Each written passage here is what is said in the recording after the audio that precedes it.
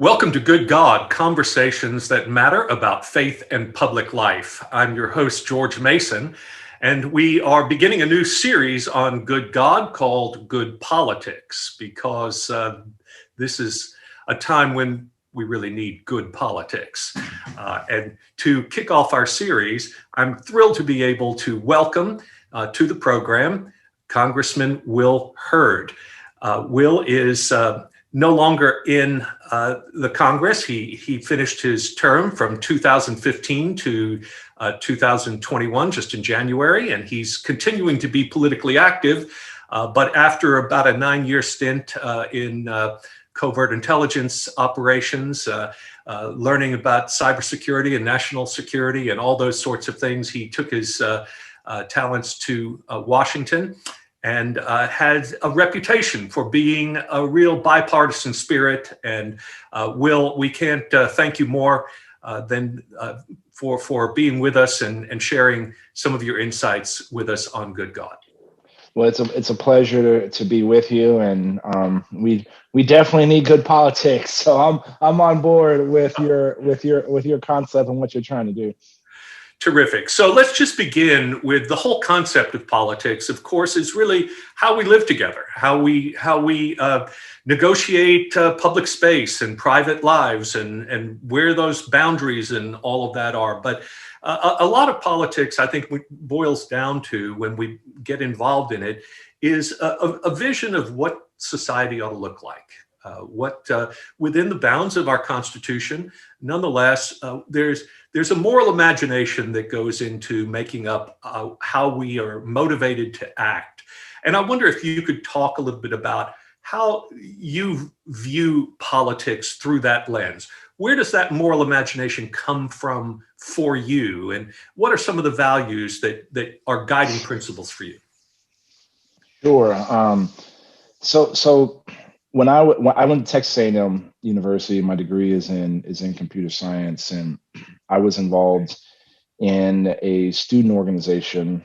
We put on probably about 1,000 programs a year, and we had a budget about $6 million.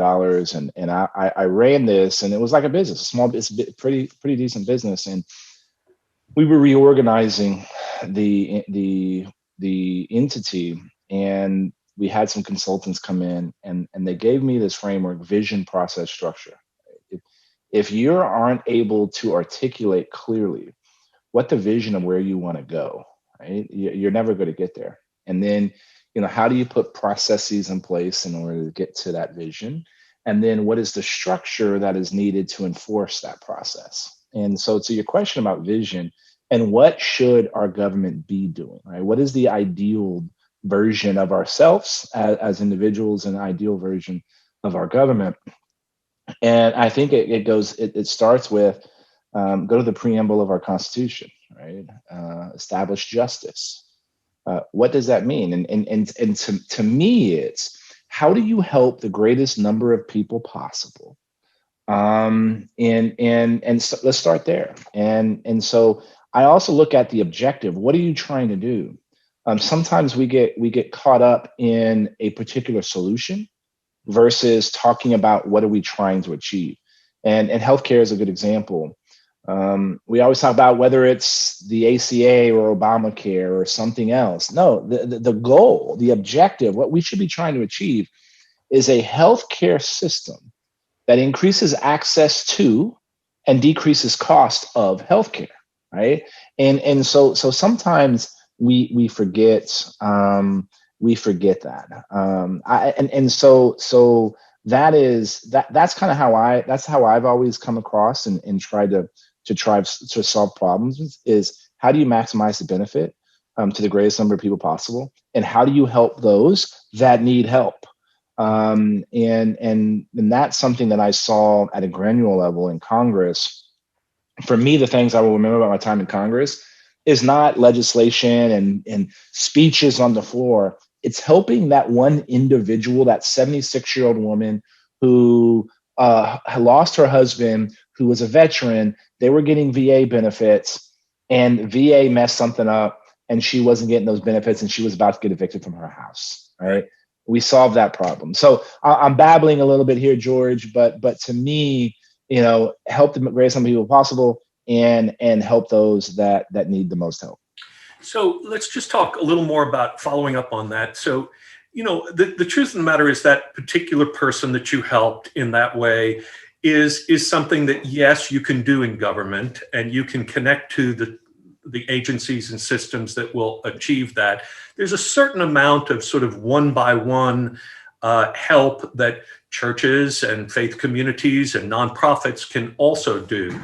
But when you get to some of these big, nasty, wicked challenges like healthcare and immigration and things of that nature, you're dealing now with big policy issues that can actually, instead of having to cherry pick this one and this one and this one, if you had systems that actually were working for people, that would be helpful. But this gets to the point of a lot of this conversation, I think, Will, and that is that it seems that sometimes ideologically, our partisanship has such divergent views of how to achieve these very pragmatic ends that you just described, that it's actually in the interest of the parties not to achieve a compromise and not to find a solution. And because to do so would run counter to the base, and you would lose power of reelection and of fundraising and all those sorts of things. How do we deal with that brokenness? Sure. So you ID'd a lot of issues, and to start with your first point, what I learned is when I was able to solve a problem for one person, I figured out how to solve it for thousands of people. Okay. And so that gave you the understanding of the minutia that was getting in the way, and then you pass legislation in order to do it so that other people don't deal with that. So that's one tactic. But let's take an issue like immigration. Specifically, let's say DACA, Right. Deferred Action on Childhood Arrival. These are young men and women that have only known the United States of America as their home. They were brought here illegally through no fault of their own. Right. This is an issue that when you poll voters, even Republican primary voters, a supermajority, over 70%, believe that the young men and women that are in this DACA category should have a permanent legislative fix to their predicament. So why can't we get anything done? Both sides would like to use this issue of immigration as a political bludgeon against the other. Right. And so that is because in the House of Representatives, last election, about 92% of the seats were decided in a primary. Primary voters are anywhere between 25 and 57,000 voters. General election voters are north of 175,000 to 375,000. So when you have most of the seats being decided in a primary, the most vocal are what would be considered the exits or the extremes. And that's in the Democratic Party and in the Republican Party. And so while I would say majority of Americans don't believe that fixing DACA is amnesty, and most Republicans don't think that, and I would say most Democrats don't believe in defunding the police or defunding ICE. These are the two narratives that come out that generate and reflect the individual parties. And then nuance is lost, because if somebody comes out with a nuanced position, a lot of the electorate is expecting a firm, deep, full-throated rebuke of the other extremist position. Right. So how do we get beyond this? We need folks at all levels of society, not just government. We need civil society. We need church folk. We need folks that may not watch cable news all the time to recognize why do these issues matter. Ultimately, immigration is about ensuring our economy is able to work and function to allow us to continue and to grow this quality of life that we have achieved. Mm-hmm. We are the pinnacle in the world. And so this solution is complicated. You got to address the root causes of illegal immigration, which is violence, lack of economic opportunity, and extreme poverty in the Northern Triangle, right? Climate change. When people are in our custody, we got to treat them like human beings, right? And we got to show them the dignity and respect that other human beings deserve, right? And we need to fix our legal system. We can't let people abuse the system. And then we need to fix legal immigration. In this day and age, we should be able to say, hey, this industry in this state needs this many workers. We should be able to be flexible, right? And so that we're importing the folks that we need. And we need, and a lot of times, there has always been a nativist perspective within America. The ire of that nativism has changed over the history of our country.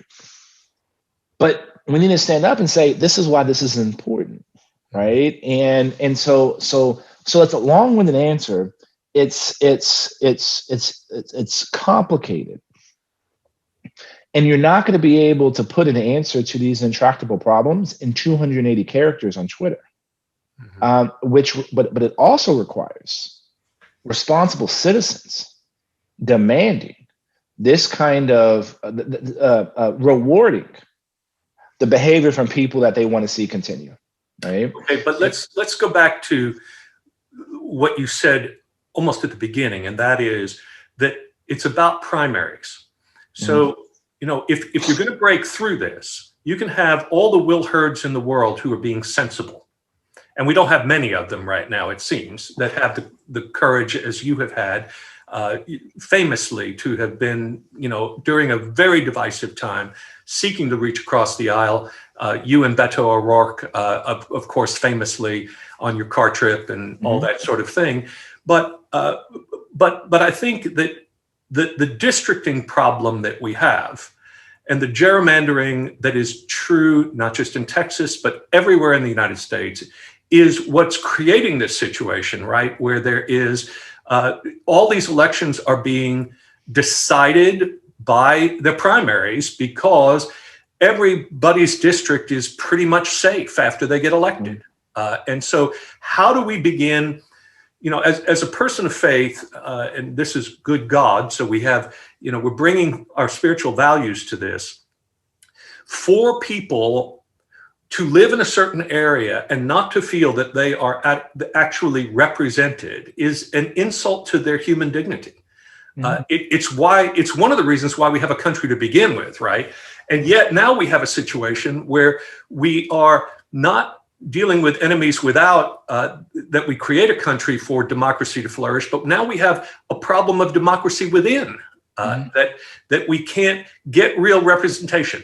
Well, in my district in Dallas, which only barely touches on my neighborhood and goes all the way into East Texas, my congressman has absolutely no interest in bipartisanship, and it is there's no way I can even get his attention because he's elected by 92% every single time. So he only plays to his base. And this has been true for a long time. So I think we're coming up this October in Texas on probably a redistricting thing. What is the prospect of us breaking through this so that we can have a more robust democracy? The prospect is low for the kind of change that you're expecting. If I'm just being frank, and let me couch the problem even more specific. The problem is actually one party rule. Yeah. We have one party. Texas and California are the mirror images of each other, but you have one party ruling those states. When you go back in our history and look at all legislation or things that have been done of any consequence, it's been done in a bipartisan way. The only way we solve big problems is by doing it together. History has taught us that. Now, if I had a magic wand, what I would do, and you use the phrase gerrymander, you have to have a design principle to districts, right? Is it space? Is it people? Is it voters? To me, the designing principle of our districts should be competitiveness.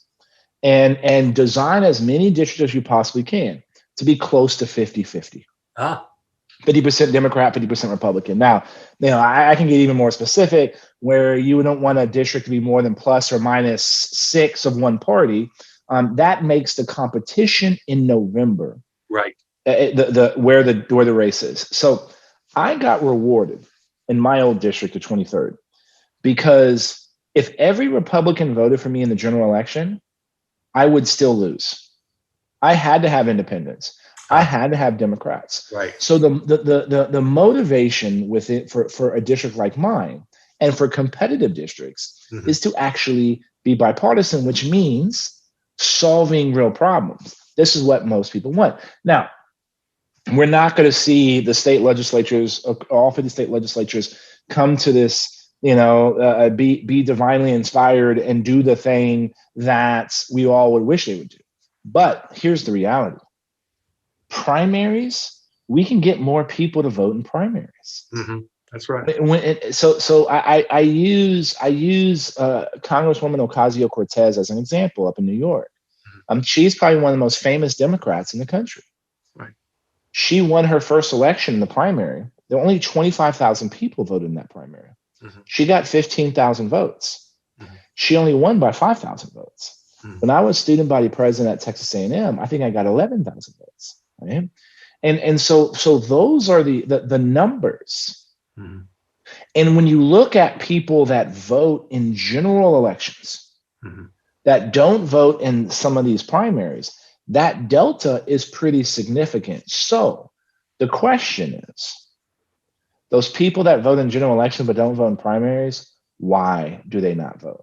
And understanding that and appealing to that, and that's where advocacy of people that are frustrated, the advocacy begin. And guess what? This is going to happen in Texas in March. We're a year away from the real election, which is the primary election. Now, this date may get pushed back because of the fact that the census results have been delayed a few months, but historically our primary is in March. So while I don't think the tectonic change that's required by the state legislatures is going to happen, individuals that are frustrated with the process can do something. Now, it's hard.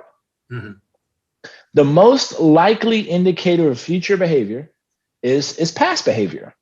And so if you don't vote in primaries, guess what? You're unlikely to vote in a primary in the future.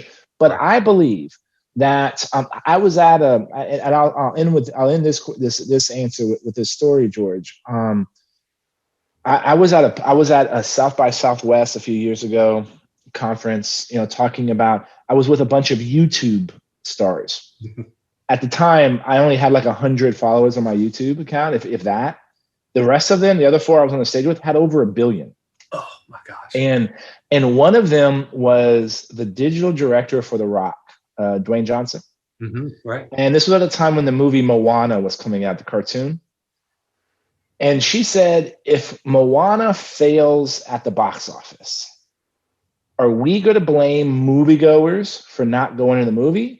Or are we going to say the movie was a crummy movie? Now, I've seen Moana. I think it's actually quite a delightful movie. It had good success at the movies. She said, in politics, the only industry where we blame the person making the purchasing decision and saying you didn't go out and make a purchase. Now, I would suggest that a product has not been provided that those people want. And I think that is where things can ultimately change, and make sure that we're getting more people involved in primaries, which lessens the extremist edge of those parties. But it's hard. Wow. Okay. So we got work to do at the primary level, since it's going to be difficult to deal with the redistricting in the short term. So that helps, and we can motivate people to that end. You made an interesting last statement there about extremism. And I wonder if we could talk about that just a little bit at this point too, because it does seem that all of the ways in which we are operating today are moving away from the center and are pulling us apart rather than putting us together. I find it ironic that you, to be honest, are making this claim because having spent so much time in the intelligence world, where it does seem that you're always dealing with threat assessments, with enemies, and with risks and those sorts of things. Yet there's enough nuance in you to bring us back and not just kind of push us to the extreme. How do you teach people that extremism ideologically, even in politics and in our advocacy, is going to keep tearing the social fabric apart instead of putting it together? How do you help convince people that there is a place here of the common good that we can be searching for, that's worth compromising for and worth aiming toward?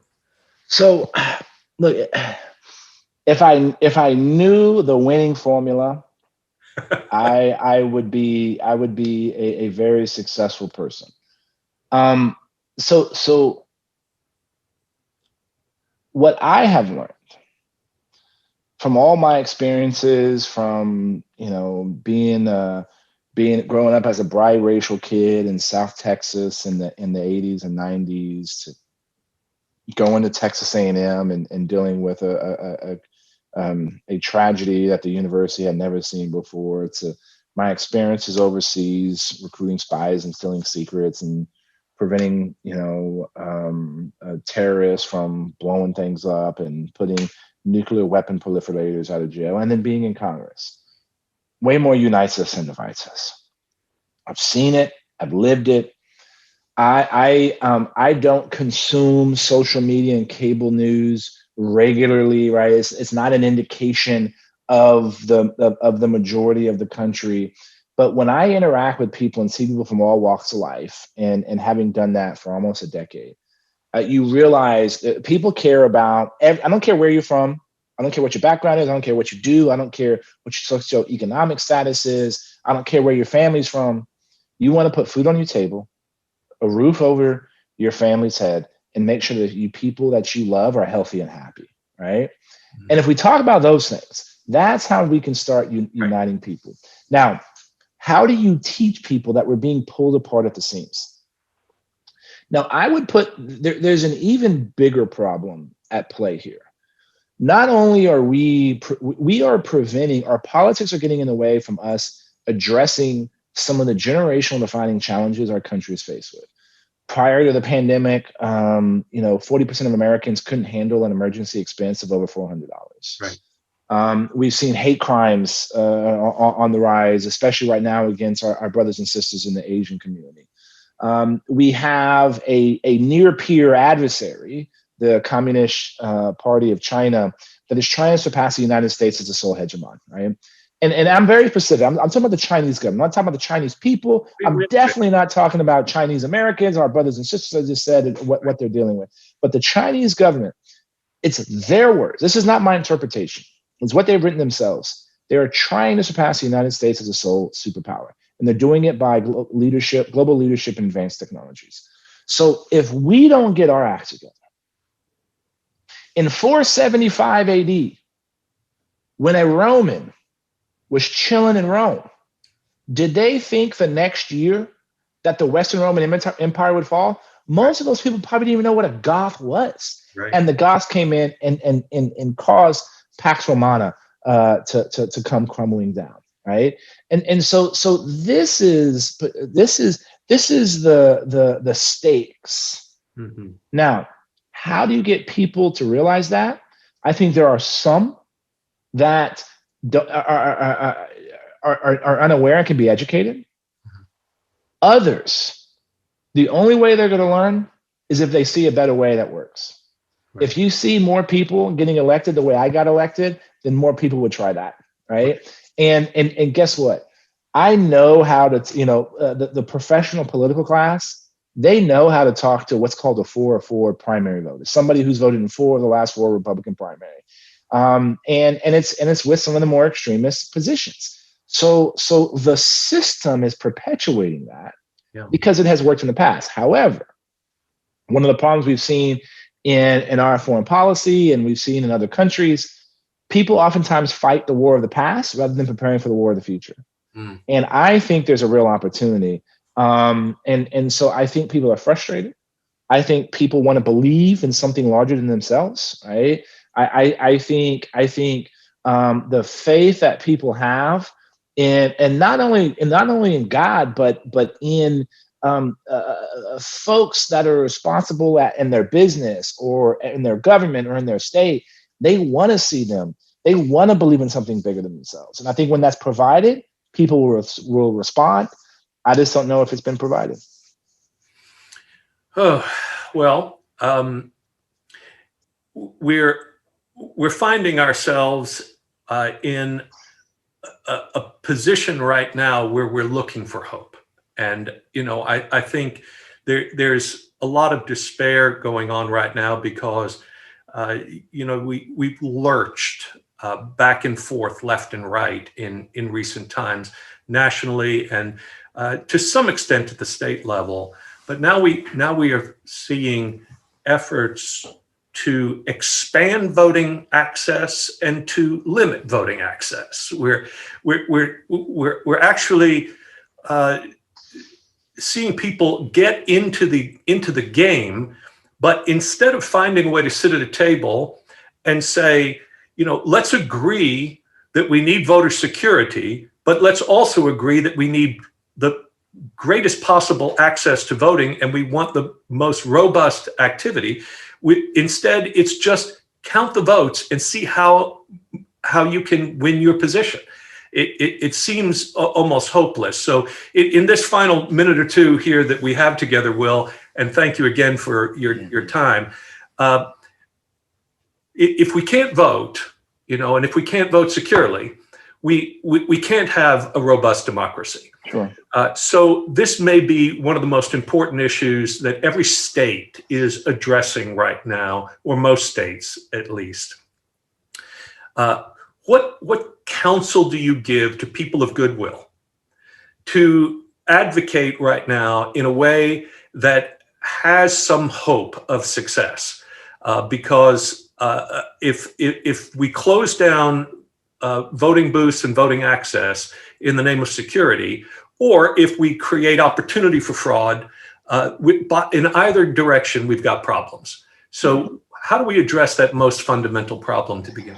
If elected officials across the states would, at least let's start with Texas because I have the data from Texas, would they actually listen to the people? Republicans and Democrats, overwhelmingly, like in the 80%, say, make sure you know who's voting and increase opportunities to vote. Right? This isn't hard. In this day and age, if Estonia can vote online and they're literally being hacked on a daily basis by the Russian government, right, we should be able to determine this is Will Hurd and I can go in to vote. If I could use my credit card anywhere in the world, right, securely, we should be able to do this. So 2020 was the most secure election in the United States of America, right. Period, full stop, right? And so, but yes, we should make sure we know who somebody is. That's not hard. We've been doing it, and we should increase access. If a county wants to vote 24/7, let them vote 24/7, right? Now, and so what people need to do is make their opinion be known and say, hey, I believe. What's funny is the people that are being criticized or have been unjustly criticized, in my opinion, are good Americans that are doing this because they want to help their country. It's your neighbor. It's the person you work with, that are the folks that are being, voting judges and precinct captains and, election commissioners that are running this in a county is your neighbor, right? And to think that there's some conspiracy that could be kept secret, right? It's just, to me, it's odd. And what I can say is, having seen this, having been involved in this from a 30,000 foot view from the Homeland Security Committee in Congress, our voting system, our tallying systems are secure and strong. I think right now, 98% of our voting systems across the country, which is like 10,000 different precincts, have a backup system that can be auditable. And so we can't continue this notion that our system is unsecure, because that's going to erode trust. Oh, and by the way, you know who's also promoting that, that issue is the Russians. Russia. The Russians are trying to erode trust in our systems. Right. Well, and when we do it ourselves, we're helping them. Well, and in Texas, the Attorney General spent in his office 22,000 hours of investigative time to find voter fraud in the 2020 election. And they came up with, wait for it, 16 false addresses on registration cards. Yeah. That's it. For and yet we have all of these efforts to secure elections that were, as you said, historically as secure as they've ever been or more. So really the issue is something else. But in this time, I think, the point is not to say Democrats good, Republicans bad, Republicans good, Democrats bad. How about democracy good? Let's figure out a way to say democracy good, politics can be noble, not just dirty and partisan, huh? 100%. And guess what? You're not going to agree 100% of the time. Right. I'm not married, but not all my friends that are, they don't agree with their spouse 100% of the time, right? I don't agree with my best friends 100% of the time. It's okay that we shouldn't. But we can disagree without being disagreeable, and you shouldn't put on blinders. Right? Look, I love the San Antonio Spurs. Okay, I do. But if LeBron James makes a good jump shot, I could say that was a good jump shot. It's okay. Right. I'm not denigrating my home team, and so we can't just claw to our own jersey, right? And assume that the other side is terrible in trying to run this country into the ground, because they're not, right? They're not. And so but we as individuals and the folks listening to this and the people in your congregation, we have to model the behavior we want to see. Good. And so so guess what? Do you like that stuff on social media from somebody who's doing something really nice, right? Or doing something that you like? Or are you just criticizing the other side, right? Model the behavior we want to see. And if we do that, we can start changing this. We can start changing the situation that we're in. Will Hurd, more of you. More of you. We'd like to hear more of Will Hurd. So thank you so much for your time. We're grateful for your service. And we're all looking curiously to see what's next for Will Hurd. Well, I appreciate you, George. And y'all just have them follow me on Will Hurd. That's my handle on all my social media. Very good. We sure will. Hey, brother. Thanks for being a good God and good politics. Thank you. God bless you. Take care. Bye-bye. Okay.